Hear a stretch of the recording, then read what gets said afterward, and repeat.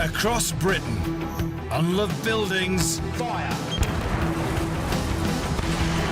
You can never get bored of watching buildings come down. and exhausted vehicles She will not be swimming again. have reached the end of their natural life. Do it. It's a contest between man and materials. Powered by a pack of metal monsters. In this world of destruction, the Scrap Kings take huge risks every time they demolish, blow down, and dismantle. From the ashes of the rubble, materials emerge Scrap, scrap, beautiful scrap. to find a new life. For the kings of this world, where there's scrap, there's cash. I see that as a cash opportunity. And they will form empires. This is Scrap Kings.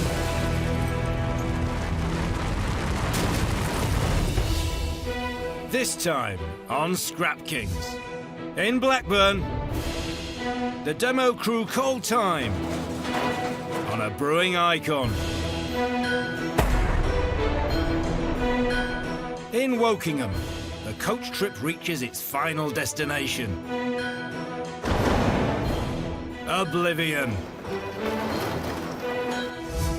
But in the West Midlands, artist Neil Marshall picks up the pieces to bring new life to an old motor. Oh, that's a monster. That's big. Wow.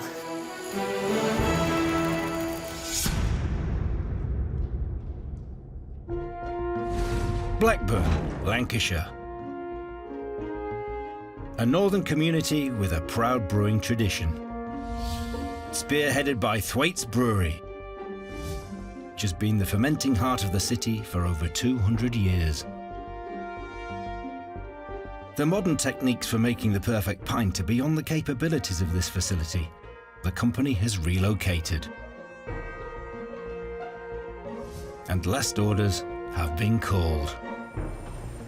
Drafted in to supervise the knocking back of the building, the demolition firm P.P. O'Connor.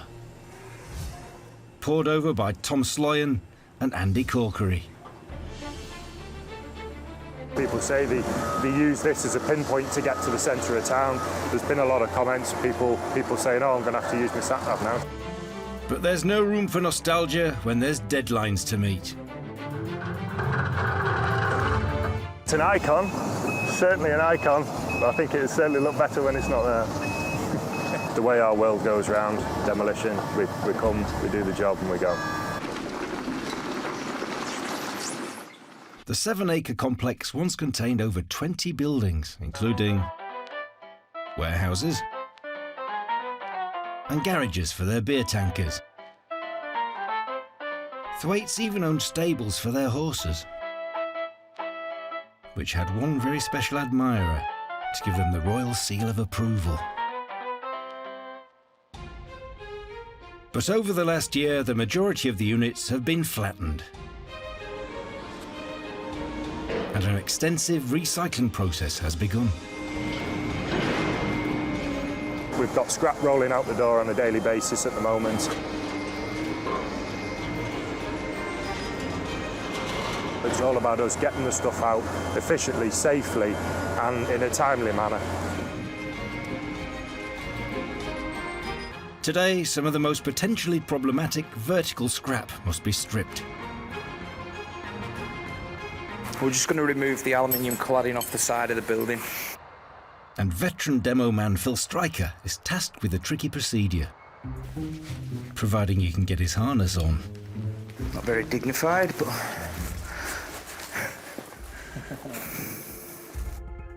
The job is on the outside of the 4th story. Concrete doesn't like me at height. A head for height is imperative. I'm not actually too bad with heights, and I'm all right. Legs go a little bit funny when you look down, but just don't look down. Phil hopes his legs hold out as he scales the scaffold to crack on with the cladding.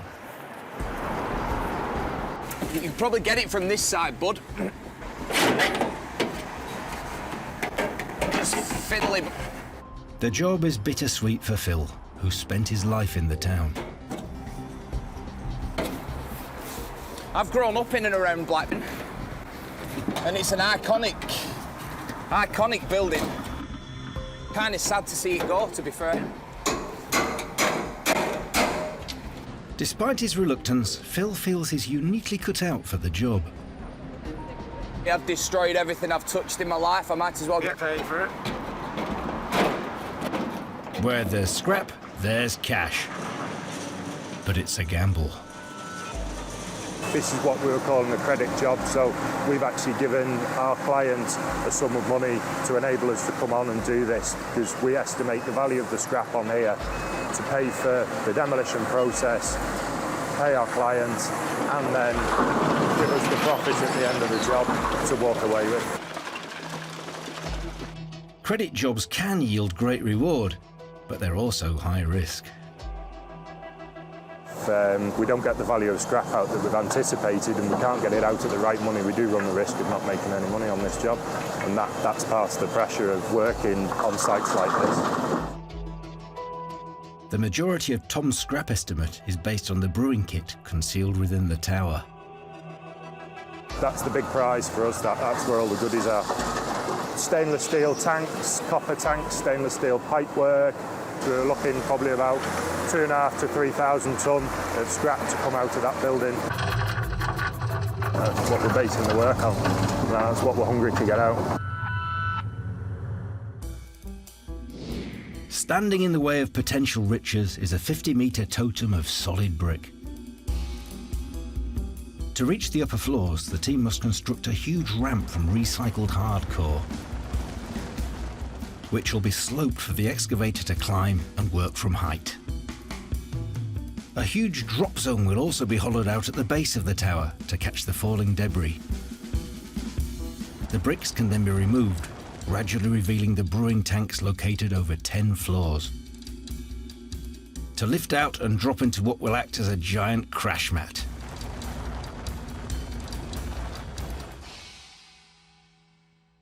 It's one of the most complex challenges Tom has ever faced. But for the moment, he's taking it all in his stride. It's what I know. It's all I've known to some extent. There's just something about it. I suppose what most people like about it is playing with all the big toys as well. And as the big boys' toys get to work, creating the huge stage on which the High Reach will soon perform, site manager Andy can anticipate the forthcoming fight. Next week we'll be hitting this tower, we'll be hitting it hard, and we'll be getting the job done.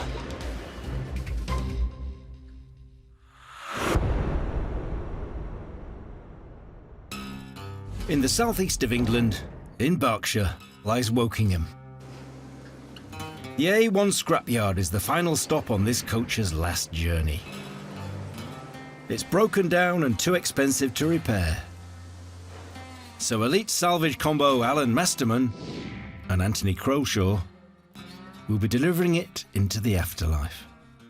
I can't wait to have some fun and tear it apart. First, they need to gear up to take the coach on a journey across the yard. Alan finds the only machine that can lift it, while Anthony gets the shackles out.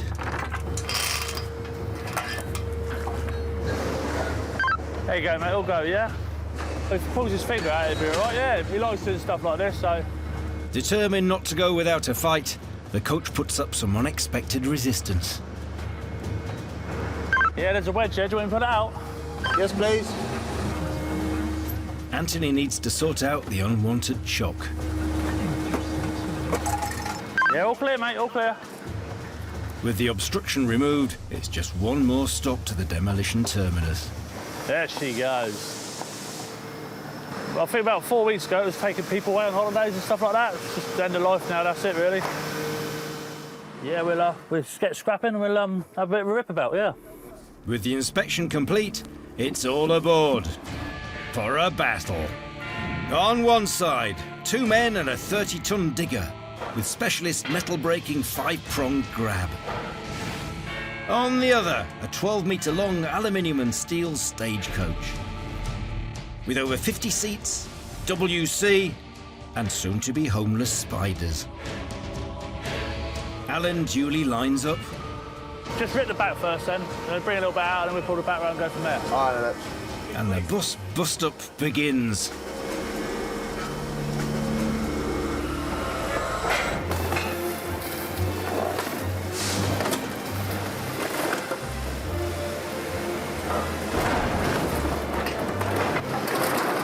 You're right in there. I'm all right. I can't wait to rip it all apart. Alan hands out his own brand of express service as he makes short work of the roof. Yet it will take more than that to impress his partner. Don't you wish you could be doing this, Lip? I'll probably be able to do it a bit better than you, mate, but you know what I mean? You're in there, so I'll let you stay in there. And it appears he wasn't joking about his soft spot for the interior. Watch them curtains, I need them. I want to get a seat out so you can have a seat, Lips. I could do one of them seats with the sun's out, be nice. With the seats gone, it frees up the coffee-stained carpet. Oh, a bit of carpet coming out of that. But Anthony is still demanding more. Oh, mate, do you want a knife and fork for that? You're making a meal with it. But away from the bruising banter, there's a serious job in hand. Oh, look at that, look. Making sure they can yield the greatest amount of scrap possible. Some scrap in it, some sorted out. All the aluminium in it and stuff like that, it's good. Scrap metal being thrown around, lovely. So just a couple of minutes in, the coach is already an open-top bus. And at this crushing rate, it won't be long before there's nothing more than a heap of pipes, plastics, and pulverised metal.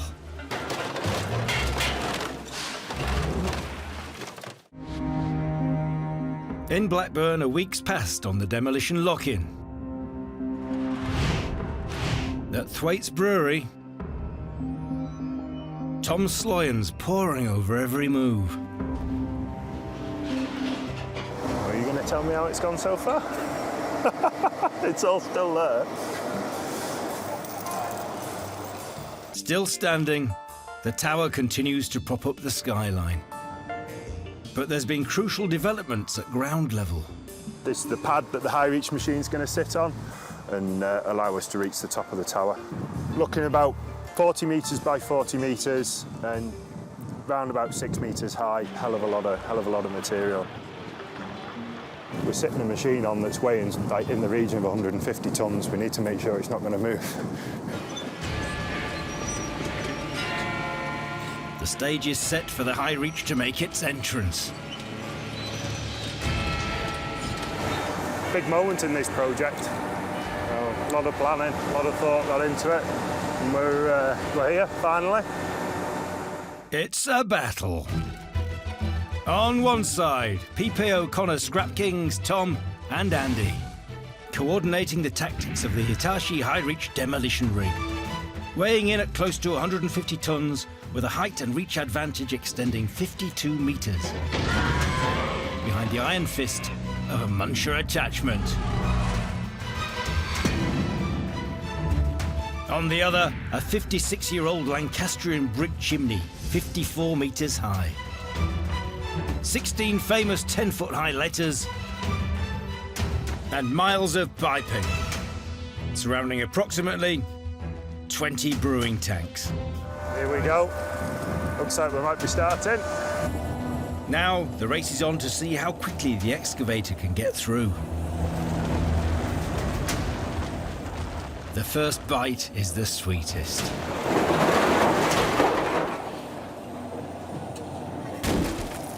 That's it. It's falling apart. Brilliant.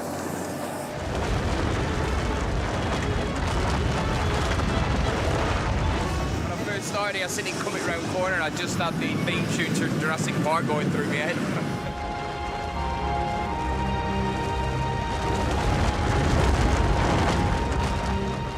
prehistoric animals inspiring the latest technology, the demolition beast rips into the walls like a hungry T-Rex.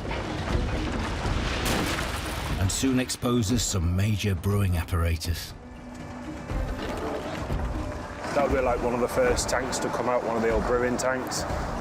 Big stainless steel tank, probably about 15, 20 foot high, probably about 10, 12 foot wide. The sheer size of the steel at that height is just, it's not something you come across every day. So it is going to take quite a bit of work to get it down.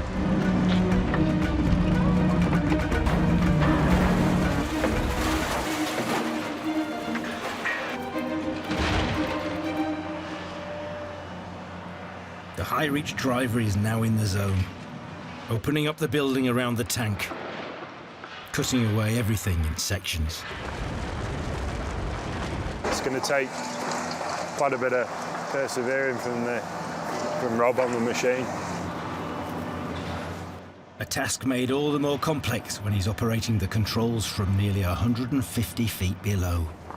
Go on, Rob. But finally, there's a breakthrough. And gravity takes over.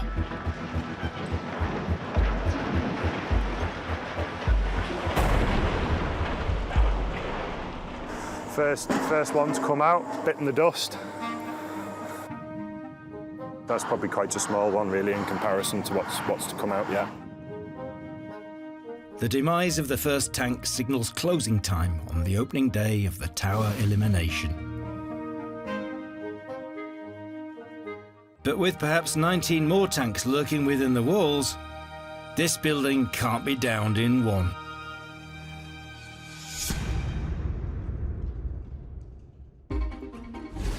Stafford, in the West Midlands. Dotted around its outskirts are several villages connected by country roads, where local upcycler Neil Marshall is currently hot on the trail of materials for his latest commission. But his destination holds dangerous temptations. When I go to the scrapyard, I try not to actually go that often because I can come back with so much. I've even gone there and picked up boxes of washers that somebody's just thrown away. I can always see something in that piece of metal that think, well, I could turn that into something really different. Neil soon arrives at the yard, eager to scavenge for inspiration. Well, I'm here at Watson Scrapyard. This scrapyard has absolutely everything.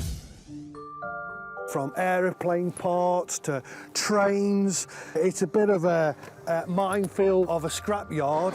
So hopefully they're going to have something here a bit decent for me. So let's go and have a look, eh? And it doesn't take long for his magpie-like sense for metals to kick in.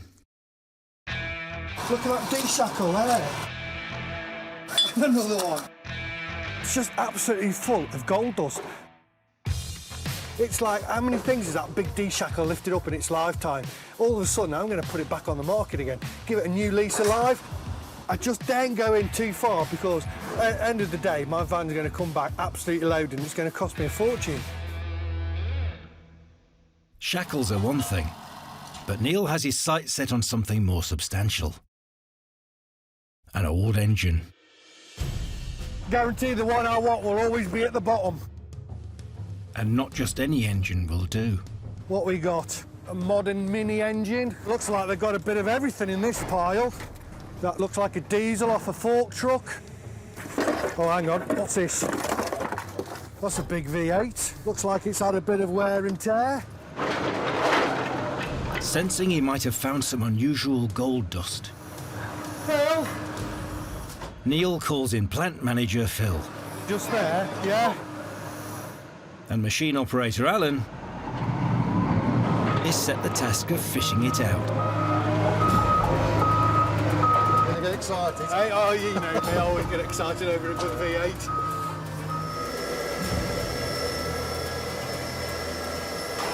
Thankfully, he's not going to drop it. But will Neil be happy with his prize when he can examine it at close quarters? Perfect, Alan. It looks a right big lump, doesn't it? What do you need off it? You know what, I don't know, but straight away I think the crank. Well, watch this space. Let's see what I can turn it into. Yeah, fantastic, yeah. A short while later, watching space is going to be imperative.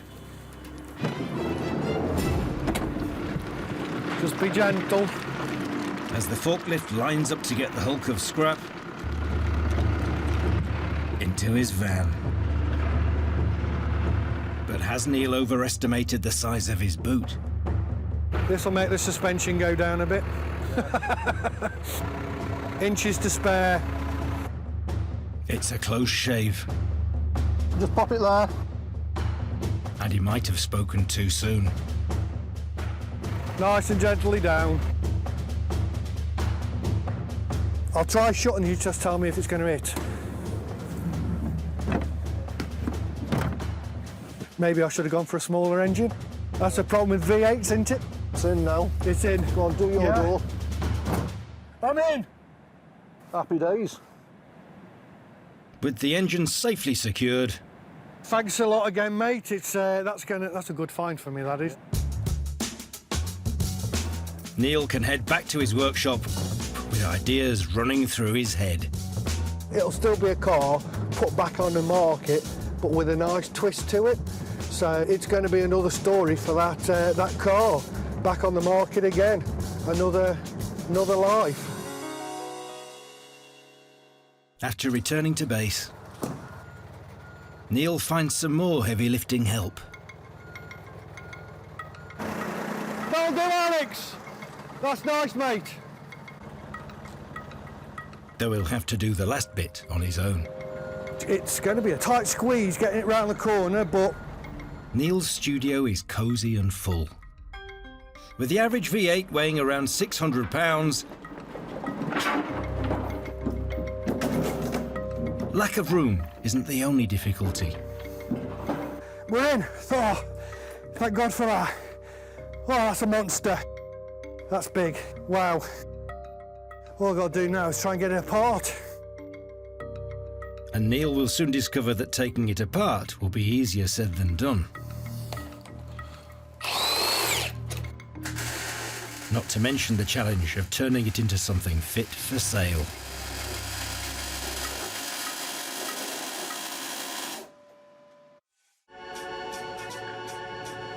In Wokingham, the coach has carried its last group of passengers as crack-crunching combo Alan and Anthony Carry on, mate. Let her have it, let her have it. Rip some more, don't have it anymore. are going to town on its demolition. You making that convertible or what, mate? Yeah, for you and your missus, all go down the seaside in, mate. That'd be nice to put your family in there too. We'll all go together, get fish and chips. But with Alan at the helm, its suitability for a family day out is looking more like an open-air roller coaster ride than a cosy jaunt to the coast. Whoa! Steady up, boy, let's get over. Would you put your kids on that coach now, mate? No. While the coach carnage continues, Anthony must keep an eye on where the scrap cash will come from. The outside of the body is all basically mainly aluminium. There'll be copper pipes going through for the heating system. We will get all that out eventually. Just wait for Alan, it's a bit slow today.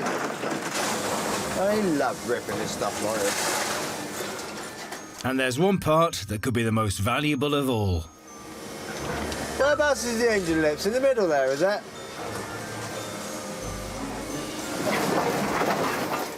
Providing they can hunt it out.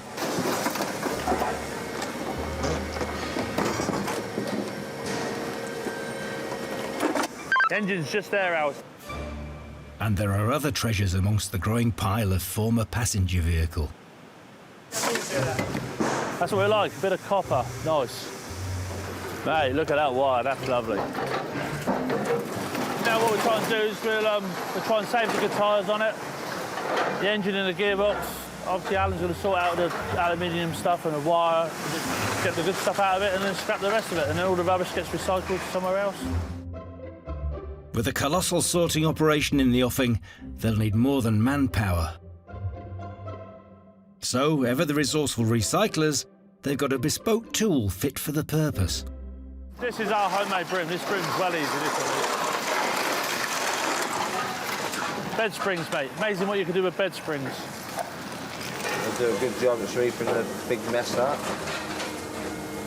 The behemoth broom makes light work of an epic tidy-up. Gonna be a little longer on that, mate, today. We've got to go home tonight. Just making it easier for the boys to cut, mate. All about making work easy. If you was cutting it, I'd leave it. And what was once a luxury coach is nothing more than a carcass. Quite amazing, really, how long it takes to build something like this. And then within 10, 15, 20 minutes, it's totally destroyed again. Mad. And eventually, the scrap will come off of it. It'll be turned into something else. Your baked bean cans, your cans of Coke, another car, another lorry, even another bus. It's just one big circle of life. The upcycling opportunities are endless. You ready then now? Let's get this coach out of the way, yeah? All right. You want to put it to rest, all right? Ultimately, it has one last ride. To the very top of the scrap heap. It's just the ticket for the tag team twins of tearing stuff apart. How do you feel about that then, Alan? Glad it's gone.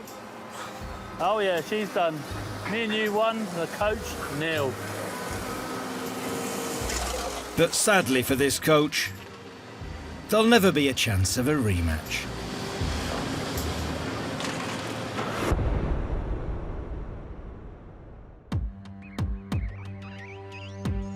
In Blackburn, the 54-metre Thwaites Brewery Tower has stood since 1963.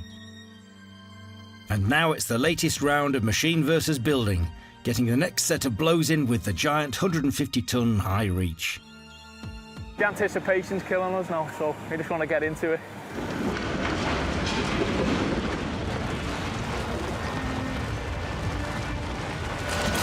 Site manager Andy Corkery has overseen the demolition of the entire brewery site.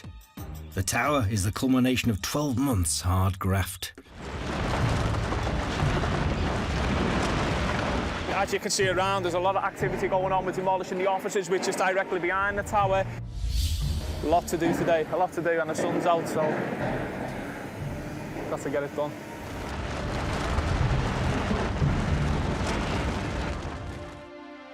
The old reception is in the line of fire, right below the back of the tower. It's the demo crew's site office, but they must now move out before the diggers move in. Hold on, have a minute. Their new home, a metal box. It's a lot easier smashing it up. The old Thwaites headquarters has served its time. We've occupied this building for a year, and we've got the machine waiting at the back to come through and do it. The pressure's on to get out the office. But it's not just the furniture to clear. Literally everything must go. So Peter Lyons and Chris Reynolds have checked in for the soft strip of the reception.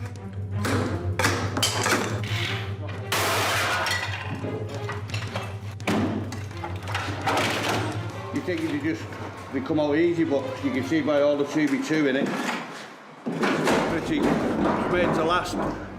Don't make joiners like that anymore. Besides the workmanship, there are other remnants of days gone by. An old pound coin is no good to know, man. For Supervisor Barry Langley, the strip uncovers clues about the brewery's illustrious past. There's a picture of the tower being constructed in 1963. That tower's older than myself. It gives me there now, it's just telling me straight away. It's giving me an indication what it's built of straight away, just being in the box, steel encased in concrete. Feeling the hand of history upon him, Barry embarks on an artefact rescue mission before it's too late. That should be worth something to somebody. I wouldn't throw that away, I'd keep that. It's a lovely picture. I tell you, I bet the beer tastes nice and all. Well, 50 metres above, the Montre attachment continues its high-altitude mission to release the scrap metal from the tower.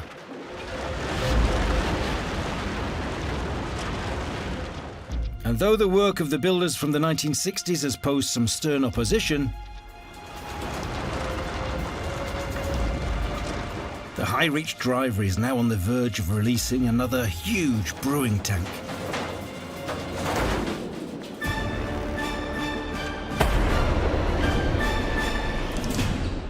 And the bigger the tank, the greater its worth to P.P. O'Connor, who've gambled on the value of the scrap exceeding the cost of the demolition. Each lump of scrap, money in the bank for contract manager Tom Sloyan. It's worth its weight, wasn't it? Worth its weight, yeah, definitely worth its weight. It's really good progress. We're really happy with what the lads are doing on site at the minute. You know, they're opening the tower up and they're pulling out the tanks that you can see behind us, getting ready to process them. So yeah, progress is really good. And as the day's mission of site-wide multitasking comes to a close, the excavator gets its first look at the landmark letters which used to illuminate the night sky. I think he's just going to work into it, and I think it'll be lucky dip which goes first, you know what I mean? They might all go together, or some of them might stay up. It's a shame they couldn't have been salvaged, you know what I mean? I think they would have got worth a bit of value to somebody in the back garden, but I think you would have to have a big back garden for them.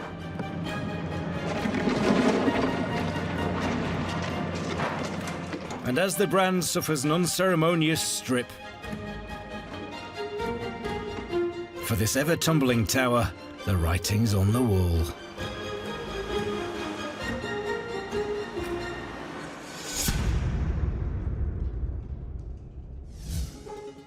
Back in Stafford, unorthodox upcycler Neil Marshall has begun the arduous deconstruction of an enormous car engine. Well, that's what I need to get to. All them nuts in there. Parts of which he intends to use for a brand new piece of furniture. In my head, what's going to work for me is the crank. Problem is, the crank for me is the bottom part of the engine. He'll need to work miracles. Let's try that one. Though it seems the locals think he looks the part. Everybody calls me Santa because of the beard, and this is like doing Santa's toys for grown-ups instead of the children. 2 days later, it's still impossible to predict where Neil's vision is heading. Got all the stuff on my bench now, so now I know where I'm going. There's the crank, some of the pistons out on the floor. It's all over the workshop at the moment. There's another box full of tat. There's all the good finds I found as well. There's some more pistons. Absolutely brilliant. So let's get tidying up and let's start making. What's more, he decides to complicate matters even further by deciding to mix his scrap metal with ancient wood. So he's hit the road once more with a very specific shopping list. I've got in my head that it's got to be walnut. Hopefully, when I get there, it's going to be what I hope it's going to be. His destination is a local sifting mill, which has all types of wood imaginable. Even some 5,000-year-old oak from the fens.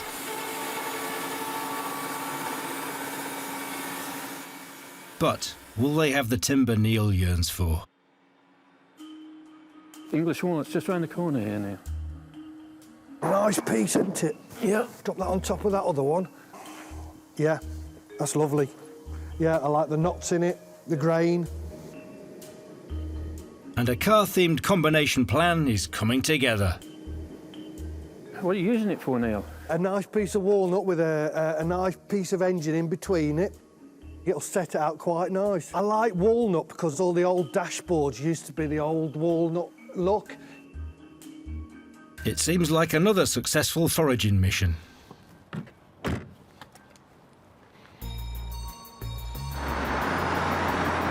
I'm really happy with the piece of wood I collected. Absolutely brilliant.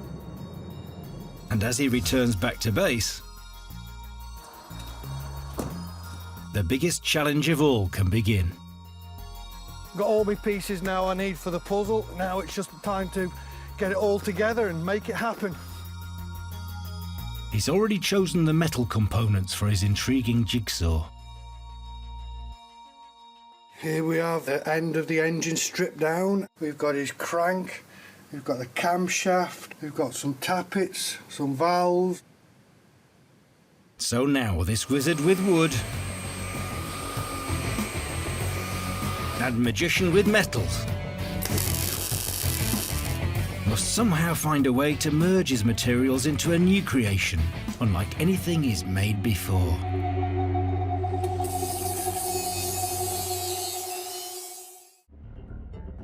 Back in Blackburn, they're 4 weeks into the demolition of the Thwaites Brewing Tower.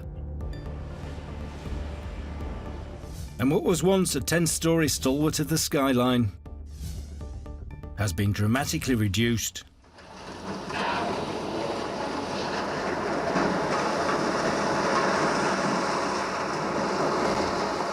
Did you like that? Did you like it?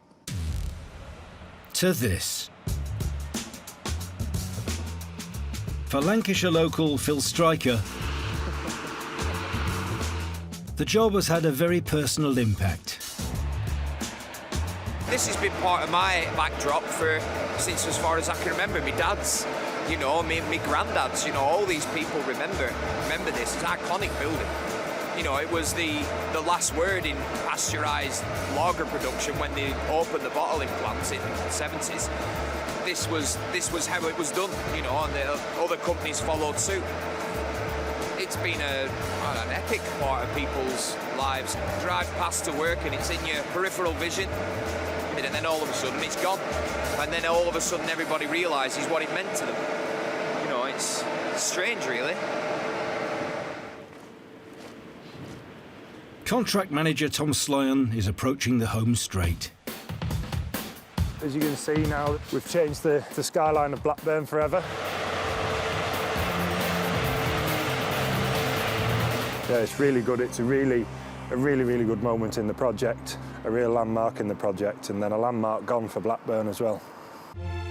With 2 excavators doing their demo dance. They're under the scrutiny of Phil and supervisor Barry Langley. Well, we're getting there, slowly but surely. With the site resembling a post-apocalyptic film set, wagons are loaded.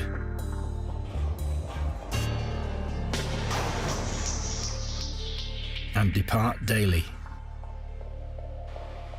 Though the demo may be nearing completion, it's now one of the most crucial processes of the whole job. We're on with taking the larger pieces of steel out at the bottom, breaking the frame up, processing the material, and it's given us a chance now to process all the scrap that's come out, all the stainless steel tanks, everything. With masses still to process, the yield to date has been extraordinary. Off the project so far, we're circa 3,000 tonne of scrap out of the door. With 14,000 tonnes of recycled concrete crushed and reused on site to fill in the old foundations.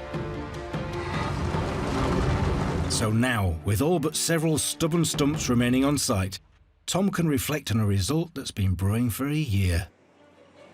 Tower's coming out really well, so we're hoping by kind of end of today, tomorrow morning, tower's going to be complete.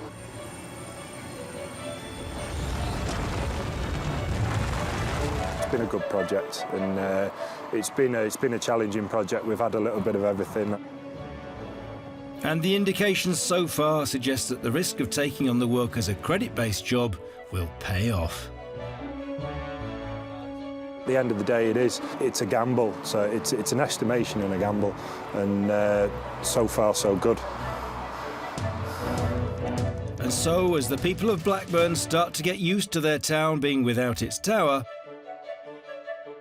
in a few years' time they'll have a brand new outlook as the site creates its own chapter of an evolving local legacy.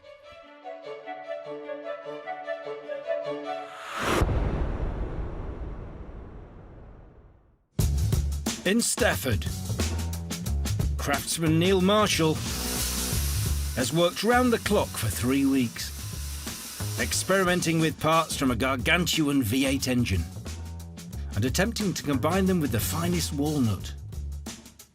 Now, remarkably, his one-of-a-kind vision has morphed into a unique piece of furniture unlike any other. You can see the little bit of it, sneak peek view of it there. So there's the flywheel, the torque converter, the crank, but the special bit is just underneath here. But before it can be revealed, Neil must get it to its exhibition spot, which might prove as tricky as its production. Always seems to be. Everything gets bigger and bigger and heavier and heavier. And the last thing he can afford now is any nasty bumps. So it'll fit through the door and we're off. We're on for a journey. Fortunately, Neil doesn't have far to go. His workshop's a stone's throw away at Amerton Farm, where his work can be shared with the public.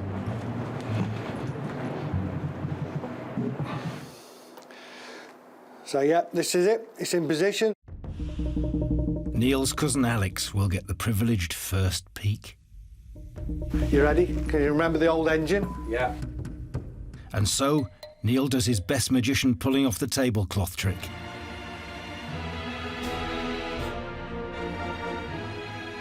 That's pretty awesome, Neil.